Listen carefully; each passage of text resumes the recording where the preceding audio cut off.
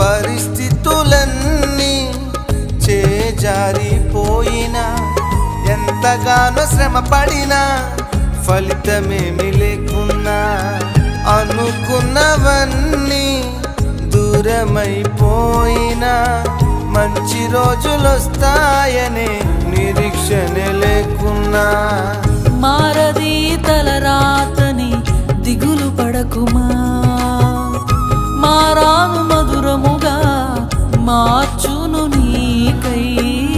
మారది తలరాతని దిగులు పడకుమా, మారాను మధురముగా మార్చును నీ